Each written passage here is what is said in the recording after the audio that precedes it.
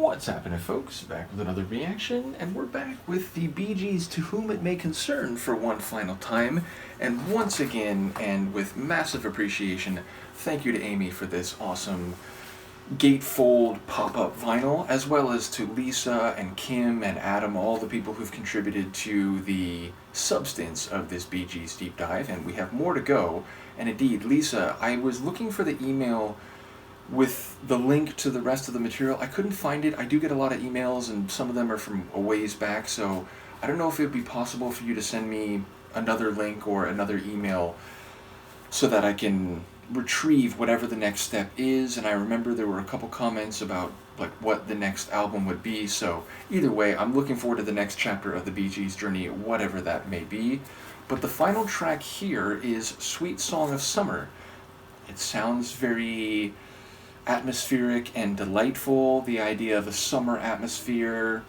Maybe that's in the afternoon, a nice breeze during a warm and sunny day. Of course, the sweet modifier or adjective is applied to the song, so I wonder if it's like a song within a song, the idea of having someone singing a song to another person or hearing a song in a scene that is defined by not only the seasonal external atmosphere, but maybe the warmth and happy feelings among a couple, or at least the narrator. So yeah, I would expect maybe the sweet description to apply on multiple levels, and as I said, maybe the song is not a song per se, maybe it's the experience of this summer scene that feels melodic or musical in a more abstract sense, though once again, perhaps it is a song that is sung within this song. Either way, I'll try to catch what I can. This is the Bee Gees. The song is Sweet Song of Summer, and it's the final track on their 1972 album, To Whom It May Concern.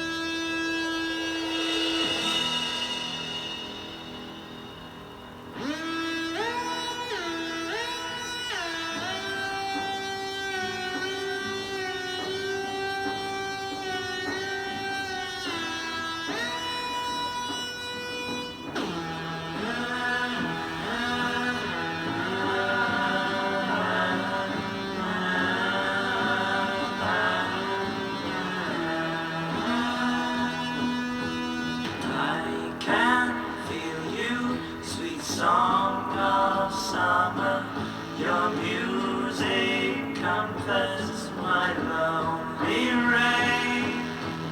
I can hear you in the evil darkness, that empty feeling. I'm near you again. I am yours forever, and this I emphasize. Your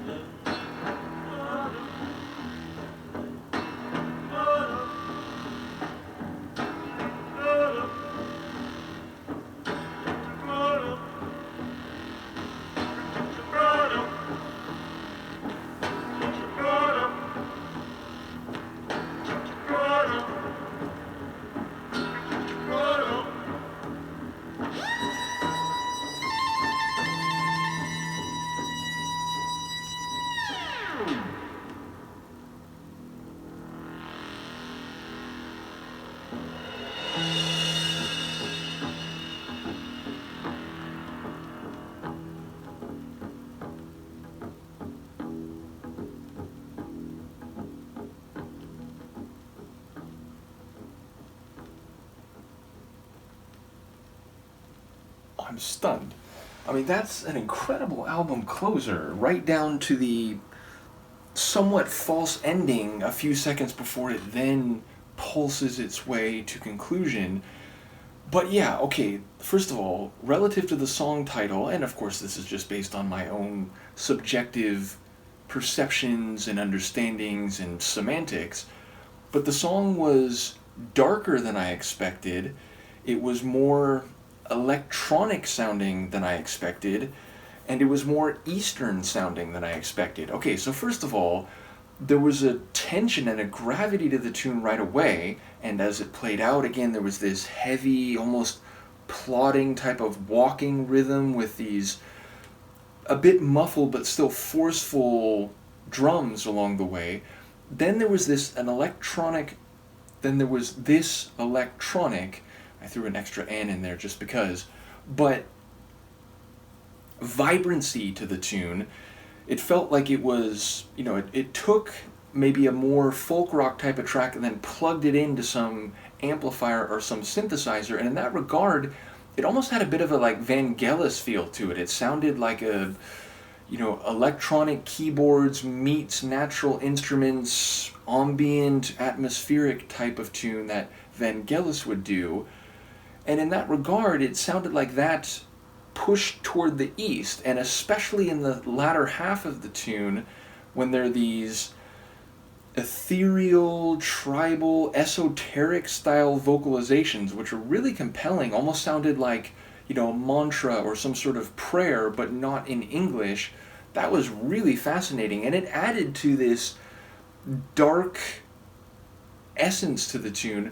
Moreover, the first half of the track, I caught more lyrics, and although I didn't catch them completely, I mean, it does sound like he's talking about this darkness, which will, like, not like he's talking to a person, but he's talking to this lonely state, this feeling where, again, maybe the sweet song of summer is beyond just a literal seasonal meaning, but is some condition, some state of emotion or mind that the narrator's saying he'll always be with, which sounds devotional, but if it is abstracted and is not relative to, a lover, a girlfriend, whatever, then it feels like there's this darker psychology at play that, like, look, this is just where, the mental place, the emotional place I inhabit, I accept that, and I'll be with this forever, for as long as I live, maybe beyond that.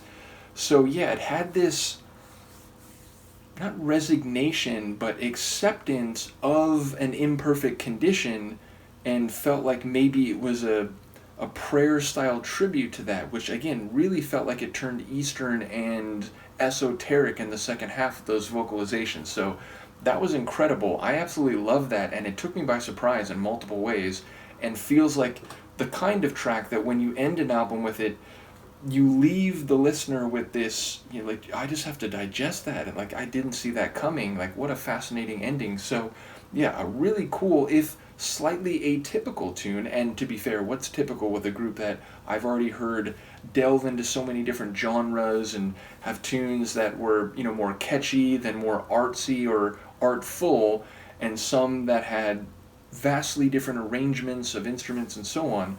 But yeah, that really was an incredible tune, and one that I just wasn't expecting in advance. So once again, thank you to Amy and to all the others who've contributed to this Bee Gees journey.